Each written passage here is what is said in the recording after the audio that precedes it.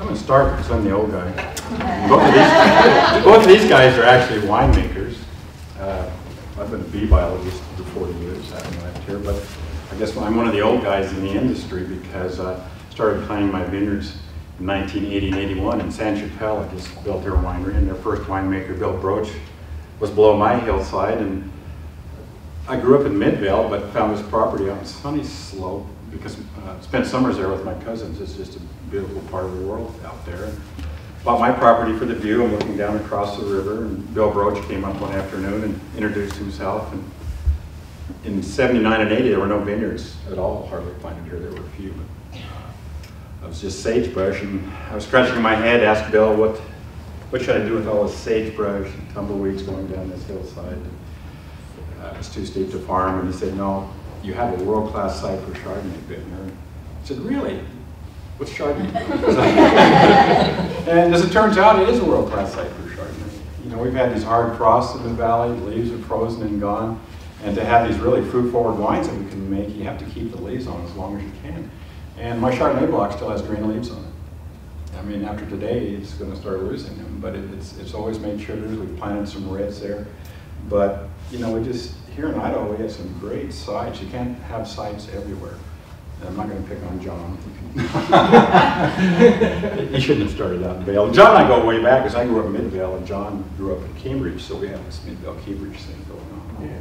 A little bit of a rivalry back then. Luckily, we were far enough apart. We didn't. He was. Yeah, I was just a young kid. So. And he called his company Vale Wine Company, and I said, well, it's halfway in between Eagle and Vale. You should have called it Midvale. You know? He didn't buy that one. But anyway, we planted our vineyards in 1980, and just had our 28th harvest. It takes 3 to 4 years before you can harvest the grapes. I've been fortunate. I spent 2 years as chair of Wine Growers of America the previous 2 years, and spent a lot of time at other vineyards around the country, and I just wouldn't trade what we have along the Snake River Valley here for any in the country. And we have an official AVA, which is an appellation that designates that Snake River Valley as unique in the world because of our soils and climate and temperature. So it's been fun growing wine grapes there. On our Facebook we posted, we picked our Cabernet made sugars again last Friday and hauled them down to the coning facility. Greg Koning has made most of my wines. Martin's helping me now with some of the varieties, but then, like I said in my Facebook, I wouldn't trade my spot anywhere, but I got my grapes down to the Koning facility where I handed them off to Martin, and they crushed them and pressed them, and Martin is can tell you more about that, but just the aromas that are coming off the wines right now, it just blows you away. That I was smelling the Chardonnay the other day, and it's got a pineapple nose right now, and that'll change again. But we're making world-class wines here. Both Martin and John have done super with their wines, and so I just like to tell people, the College of Idaho is kind of the UC Davis of Idaho because we have more winemakers than the other universities. So I like to rub that into Boise State nearby, sometimes Idaho State. But I'm going to let these guys talk about winemaking and tasting, and then we'll just answer questions, and then we'll go pour some wines for you. Yeah, Martin, we walked in, and this guy was in the back, and he said, "There's a winemaker. Look, he lost his head, and look what happened to him." Well, I grew up in Cambridge, as Ron said. It's about 100 miles north of here, a little farming community, and my parents owned a mom and pop grocery store up there. So I grew up in a grocery store. It had groceries and hardware and everything. The motto was everything for the home and farm, and your family was a little bit involved. Yeah, Midvale Market. So we were competitors with Ron even back then, friendly competition. But having grown up there, then came down here to the College of Idaho to go to school, and graduated from here in 1976 with a double major, one in marketing and one in management. And during the time I was going to school, I worked on a ranch up there. And in fact, the guy that owned the ranch actually has his name over in the science building because one of the lecture halls is named after him, Tom Burton. And I worked for him at the time until my junior year. And then unfortunately he passed away and I was out of the job. And I was kind of wandering around right at the last minute before summer break came. and I didn't have a job. And I was really starting to get worried. And there was a fellow by the name of Larry Harris. And Larry was a great guy working here at the college, and he was a placement guy. And he came to me and he said, you know, we got an internship. Do you think you might want to go do it? And it's with this supermarket company over in Boise called Albertsons. And so back in 1976, I went to work, or 75 actually, I went to work for Albertsons supermarket company, which at the time was, about the 8th or 10th largest in the United States. It was one of the darlings of the industry. It was a fantastic company. I worked for them for 23 years, and in 1998 decided it was time to go do something a little bit different. So I left them in 1998 and went out and did a little business consulting for about 6 years. And then in 2005, we were back here in the Valley, and I had gone back and got a master's in business education degree and was doing a little teaching and some things, and actually taught school with Tom King's sister and over in Eagle. And then I had some guys approach me and said, gee, you know, have you ever thought about doing wine? Okay, I don't know if I have or not, but you know, they were pretty persistent. We did some business plans and worked some things out, and they said, well, I said, you know, it looks like a good deal. I said, okay, well, we'd like you to run it. I'm like, are you kidding me? The only wine that I've ever made is in my garage, and I don't think that qualifies me. Well, they were nice enough to say, oh, it's okay, we'll send you to school. So they were willing to let me go to the UC Davis and did their, I did some classes on campus, but most of it was all online. They have an extension course that they call their certificate course. It takes about 2 years. So I did that online and did a little bit of vineyard work over in Vail because we thought we were going to do a vineyard over there, which you find out really quickly that you know, farming is a tough business, and it's also, with grapes, it's very sensitive to different areas. The temperature makes a huge difference. So we've actually sold the vineyard in Vail, but we continue to make wine, and we actually make it about 2 blocks away from here, over in the University of Idaho's Food Technology Center on Chicago Street. And we've been over there for about 3 years. So that's kind of how we got into the wine business. We enjoy it. We enjoy working with these guys.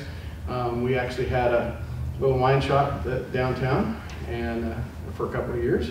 And both of these guys are wonderful to work with. I'm going to turn it over and let Martin tell you a little bit about himself. Okay. And by the way, his garage wine was really good. I still have a bottle of it. And he doesn't give himself enough credit. But anyway, so I'm Martin Fugician. I am a 2000 graduate of the college, and I actually grew up out in Adrian, grew up on the family farm out there. And about 2000, when I graduated from the college, my dad became the director of alumni relations here. And I was just finishing up with my schooling, and I was on my way to Willamette to go do a degree in law.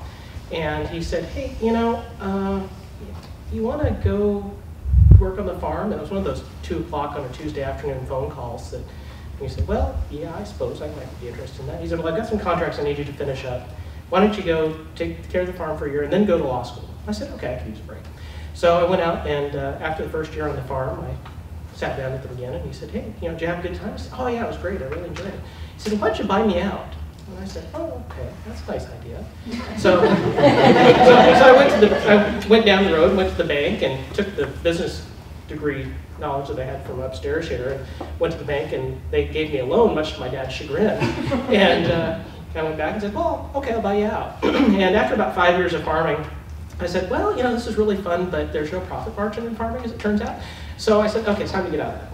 And right about that same time, I went on an alumni trip with Ron and Mary Bittner to Tijuana to go build houses. And shortly after I came back, I got this phone call from Ron, and he said, you ever thought about getting in the wine business? And I said, well, maybe, I suppose. And he said, well, you really need to go see this Koenig guy.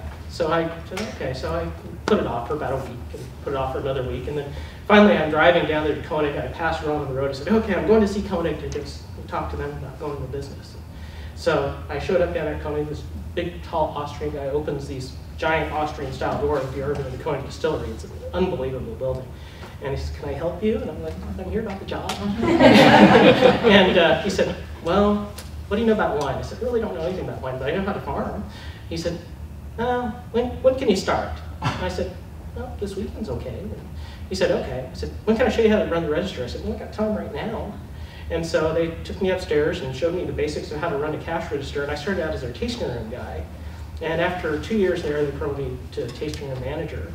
And after 3 years of working in the tasting room, I loved working in the tasting room, but I got kind of tired of being there every weekend and trying to learn how to deal with the public after I'd been out on a tractor by myself for years and years. And so I said, okay, I'm gonna go do something else. So I went to work for Idaho Youth Ranch. And I worked for Idaho Youth Ranch for about a year and decided that wasn't for me. And I got home, I was working these crazy shifts from 1 to 1. So I'd get off at 1 at night and drive the 35 miles back home from Idaho Youth Ranch facility I was working at. And I got home and I sat down in front of the TV, and there's a story in the Oregon brewing industry on. And I said, gosh, I really miss the people I worked with in the Idaho wine business. So I called Ron up a couple days later. I said, hey, you got anything for me to do? He said, yeah, you can show up this weekend and we got things for you to do.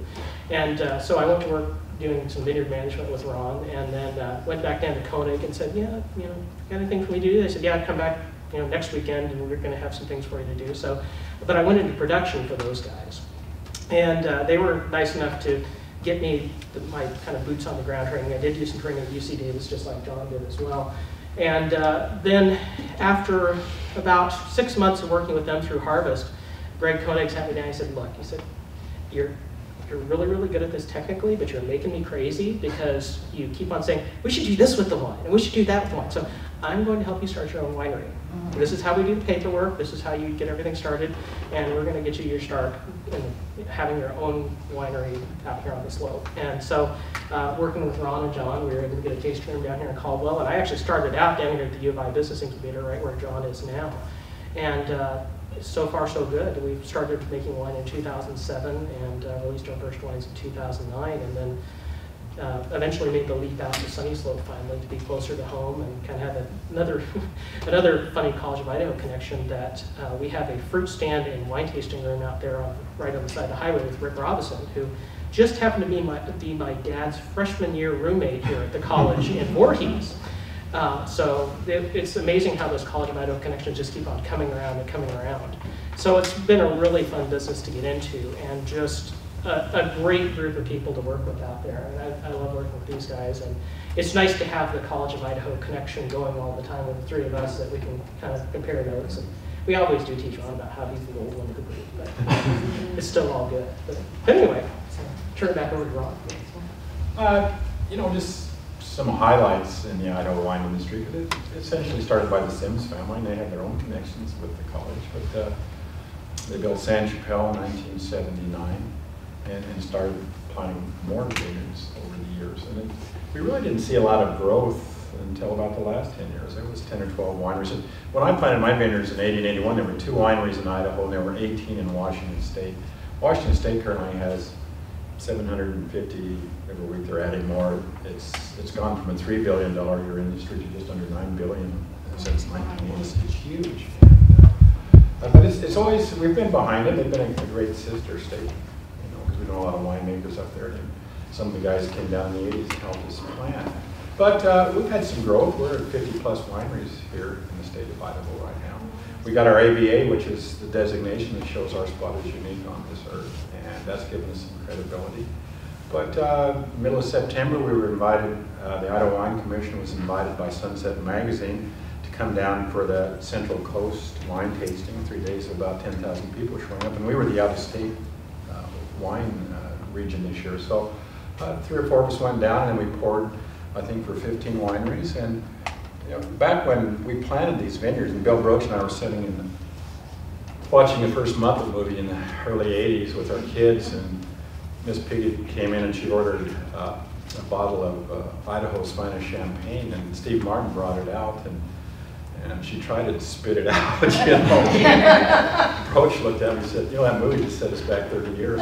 And I didn't believe him at the time, but I think it did, because there's always been this impression of Idaho that it's not made from potatoes, it can't be good wine. But we grow super nice fruit here, and with the winemakers that are coming in, and I give these guys a lot of credit. I still stick to bees, and I like to go down and be involved with the farming part, but technically you have to be a good chemist to be a good winemaker, and plus have that ability to taste flavors. These guys just blow me away, and John coming in, his wines have been great, and Martin's got some great wines now. So we're seeing Idaho wines being acclaimed around the country, and I'm heading down tomorrow to Santa Rosa because I'm the Intermountain representative for the small wineries of the U.S. And so we're meeting in Santa Rosa, and tomorrow night we're at Kendall Jackson. That'll be hard to take, and having dinner on Tuesday night. We're having Italian food at the Francis Ford Coppola Winery, and that should be fun. But I'm never afraid to take my wines anymore to show them off. I used to be a little bit intimidated early on. First time right after I was elected, I went out with 3 guys from California, and then Mary attended with me. There was 4 of them, and the dinner table they had added up between them. They had 16,000 acres, and they said, "What do you have, Bittner?" And I said 16, and they said 1,000. I said, "I got 16 acres." But we'd all agreed to bring a bottle of cab that night, and we played smackdown with our cabs. And at the end of the evening, they said, "You can play with us. You know, this is a pretty nice cab." So it's been fun being native Idahoans to watch this industry grow. And it's fun working with these guys because pretty laid back. There's some other winemakers out there that are a little more intense. But as a whole, especially at Sunny Slope, we all get along.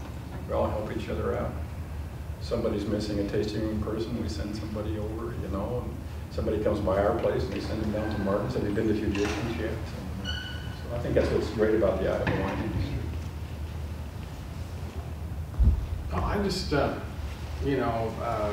think maybe unless Martin has add anything else, I think Lon's covered it well. I might just say, if you guys have questions, you want to have a little open discussion. Maybe we can answer questions for you about winemaking or wine or pretty much anything. If you have anything that don't like that. Martin's currently instructor at Treasure Valley Community College for their viticulture courses. So we've actually laid the groundwork in the valley here to start bringing on new students and the infrastructure to help our industry grow. And Martin's been a strong part of that. Yeah, well, if the College of Idaho wants to figure out how to put viticulture and enology into a liberal arts program, call me up. I'd be happy to do so. But yeah. We'll all help. Yeah. But I don't know, I'd just say that, one interesting thing, just in the 10 years that I've been in the business, it's amazing to see how the industry has matured and how so many of the wineries are just producing a quality product overall. And because when I first started the business, there was a lot of inconsistency. And we'd go in and try wines one week and they'd be kind of so-so, and you'd come in the next year and they'd just be fantastic. And I think overall everybody's level of quality has just taken a step forward. And a lot of it too is just marketing it too. That now that we have the AVA to help market our wines. I was at Parma Ridge Winery. I don't know if you guys are familiar with that one out there by Parma. Visiting with Dick Dickstein, who's been in the business for 15 years, and he said that they were at a tasting a while back, right when the AVA came out, and he set down a bottle of wine, and one of the people at his table said, "Oh, Idaho, I will not try that wine," and just basically pushed it out of the way. And they said, "Well, okay." And then on the next round of wines that came around, it was the same winery's wine, but instead of saying Idaho, it said Snake River Valley on there. And she tried it, and she just absolutely loved it. And she said, "Oh, well, Snake River Valley, now that's a great wine growing region." And it's amazing to see what a difference that consumer perception has had just in the last few years. And so it's kind of fun to see how that's all changing. And it's a fun time to be in the business because we're actually starting to see some traction out there in the marketplace. And people that, we're right on this highway there where people are coming from, I-84 and headed for Winnemucca and headed for California. And about once a week we'll get somebody in from California who says, "Gosh, I live 30 minutes from Napa Valley, so I can't imagine how you guys could possibly stand up to that."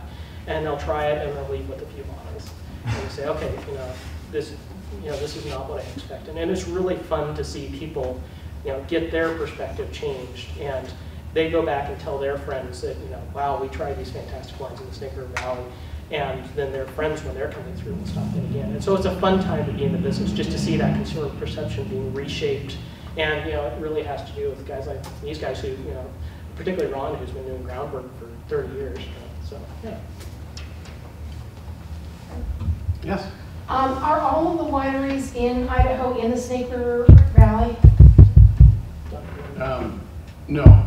So where else? The Snake River Valley AVA stretches from basically down around Twin Falls up to close to Baker City, Oregon, around that area. And an AVA designation is determined by you being able to prove that there's some difference in the soils and climate that make it a unique grape growing region.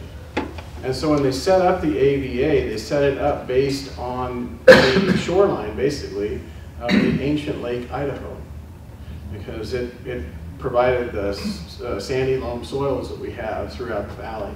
So if you went through and drew the line around the AVA, that used to be where this lake was. And so it doesn't go up to northern Idaho, and it doesn't go south, basically, to Twin Falls. Now they are working right now on a new AVA up in northern Idaho, and it's very close to being completed, and it's up near Lewiston in the Clearwater River area. So there will be probably a second Idaho AVA soon. That's what, Great question. 80% down in this area. 80% of the wineries? Yeah, I think about 40 of the 50 wineries are within the Snake River Valley AVA, the one here. So the majority of the grapes and the majority of the wineries are in this one. Other question? Can you talk a little bit about some of the characteristics of the wine in this region? So if you're talking to someone from Napa Valley or from a different part of the country, or Washington maybe, for example, what is different about Idaho wine from this region? So Idaho wines are very unique in many ways. Well, and when I talk about Idaho wines, it's so hard because we are geographically a little bit distinct down here in the Snake River Valley AVA versus the Clearwater AVA that's coming. But when we talk specifically about Snake River Valley AVA, the wines down here, one distinctive thing is all the reds have got quite a bit of cherry in them. Whereas when you go to Napa Valley, you'll find kind of on the west side of the highway, you'll find blueberry. On the east side of the highway, you'll find raspberry. So the character is a little bit different just depending on what your geography is and what your climate's like. I would say that we are probably the most close to eastern Washington. Walla Walla and our conditions are very similar, except our elevation is quite a bit higher. And so we do get a little bit cooler nights than they do in Walla Walla, which allows us to hold more acidity in the wine, so we get a more bright, crisp fruit flavor. You see this in table grapes that come out of Idaho too, actually, that when you try Idaho table grapes versus California table grapes, they have this exceptional level of crispness and bright acidity to them, which I think is reflected in the wine as well. And a lot of it too is just that so much of what we do up here is based entirely on what we started out seeing up in eastern Washington. Even though the vineyards stayed, even though the vineyards went in at the same time, you see a lot of similarities in just the way the grapes are grown. We use the same trellis system. We have very similar soils. That combination of the volcanic soil with the silty loam. Theirs is a little more windblown type soil up there, where ours is a little more volcanic ash and then lake bed sediment. So, we occasionally will see, in some people's estimation, it seems like we get a little more minerality in our wines here, which actually puts us much closer to areas like the Rhone Valley of France. The Rhone Valley of France being, kind of in that southern region there. And if you draw a line right along the parallel there, you'll see that we are actually really close to both Bordeaux and the Rhone Valley. So that's why Syrah does so well here. That's why Petit Syrah does so well here. Viognier, I think we actually have the best Viogniers anywhere in the world. Viognier originated in the Rhone Valley, just right down the road from where they're growing Syrah, basically. And what they lack there, theirs are very soft and round on the finish, whereas ours have this nice, clean, bright, fruity finish, which I think makes our wines that much more exceptional. So when we compare, we basically can say, yes, we probably have a little more minerality. Yes, we have probably more bright, crisp fruit character and a little more acidity. But we also, with the warm days we have, are able to get a really, really nice full fruit character to our wines, and that, very nice ripe character, which in a lot of regions they just can't do, just because we have, so many warmer days here.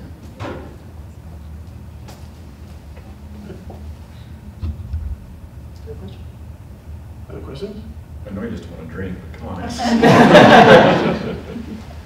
do you have opportunities for internships for college Bible students? Is there any match there at all with either in the business side of this or? Well, I think, well, from the winemaking standpoint, kind of interesting because I started out, here at the College of Idaho, and I started out thinking I was going to do something with a biology or zoology degree. So I actually started out doing that. So I've had chemistry, I've had physics, I've had biology, zoology, and botany, and one semester, oh my God, organic chemistry.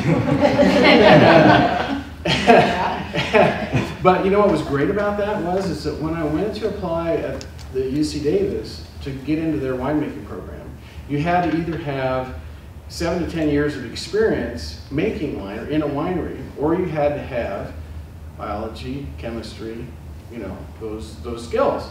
So I was able to go back and pull up my C of I transcript and give it to them and say, hey, I've had these and they accepted me.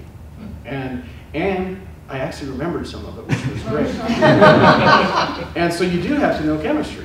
And so it's a real, winemaking is a real thing where you have a blend of not only chemistry, and you obviously had some as well, you know, in science, but then some business acumen as well.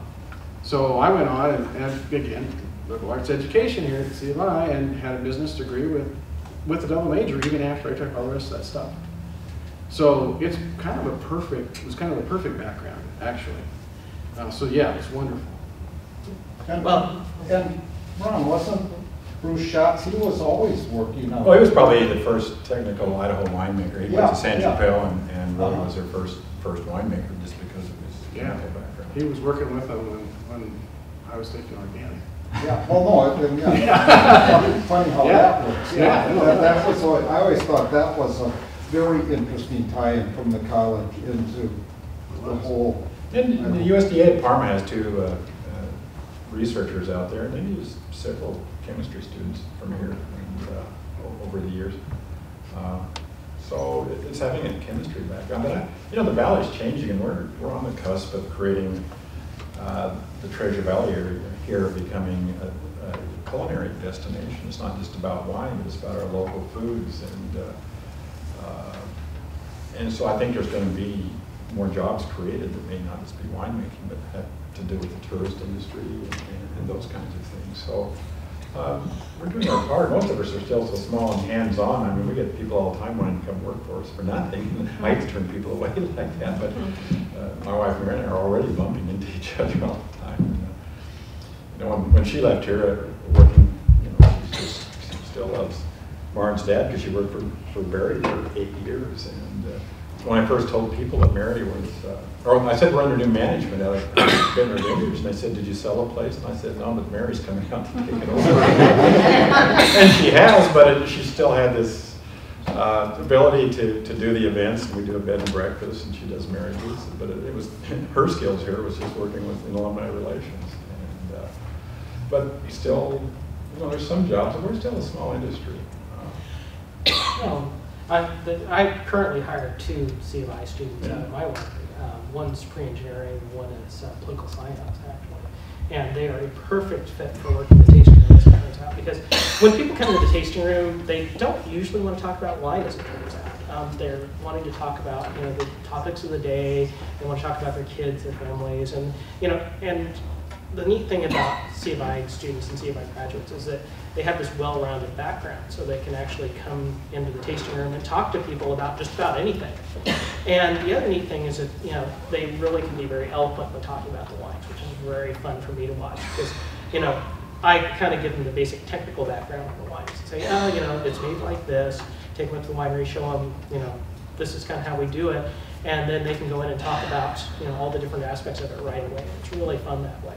And I was just talking to one of them this morning when I went in to open up, and I said, you know, your engineering background that you're working on now is a fantastic background to go into winemaking if you ever decide to. I said, but he's another Midvale guy. I said, so don't do it. I said, you see how it turned out for Ron. But yeah, it's really fun to bring C of I students in, and I, you know, just to see how those two have flourished in working with us out there. I hope we can keep them on as long as we can, but they're both going to head off to graduate school here soon. So then we'll be trying to bring in a new crop, I think. You know, our Sylvia American, you know, she was one of our recipients of our Taste the Harvest Scholarship. And that was Mary and I's way of giving back to the Hispanic community who do all the work in the vineyards out there. And Sylvia's just been like our 5th daughter, and she's out there this afternoon. And it looks like she may go to work for St. Luke's in downtown as a technician. But, you know, her dream, she's from Guatemala, but her dream is, and she just got her papers through the DREAM Act, which has been great for her. But she wants to be a doctor someday. And so we like the kids to come through, but we want them to go on to their full potential. And then someday if they want to, I mean, she'll always love wines and come back. I do have to say the first winemaker in Sunny Slope was Frank Specht. And he takes full credit for that. He has his own varieties of grapes, and Gus Bonamino is still making, and Coach Bonamino is still making wines from him. But you know, Frank always has this great garden in the summertime, and we trade wine for food and vegetables, and he tells people, you know, some people have a milkman, but he has a wine man that shows up with wine for him. But I truly think he was the first winemaker.